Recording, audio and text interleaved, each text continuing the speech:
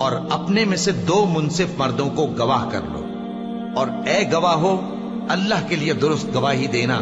ان باتوں سے اس شخص کو نصیحت کی جاتی ہے جو اللہ پر اور روز آخرت پر ایمان رکھتا ہے، اور جو کوئی اللہ سے ڈرے گا وہ اس کے لیے رنج و غم سے نجات کی صورت پیدا کر دے گا، اور اس کو ایسی جگہ سے رزق دے گا جہاں سے اس کو وہم و گمان بھی نہ ہو، اور جو اللہ پر بھروسہ رکھے گا تو وہ اس کے لیے کافی ہوگا۔ اللہ اپنے کام کو جو وہ کرنا چاہتا ہے پورا کر دیتا ہے۔ اللہ نے ہر چیز کا اندازہ مقرر کر رکھا ہے۔ اور تمہاری طلاق والی بیویاں جو حیض سے نا امید ہو چکی ہوں، اگر تم کو ان کی عدت کے بارے میں شبہ ہو تو ان کی عدت 3 مہینے ہے، اور جن کو ابھی حیض نہیں آنے لگا ان کی عدت بھی یہی ہے۔ اور حمل والی عورتوں کی عدت وضع حمل یعنی بچہ جننے تک ہے، اور جو اللہ سے ڈرے گا اللہ اس کے کام میں سہولت پیدا کر دے گا۔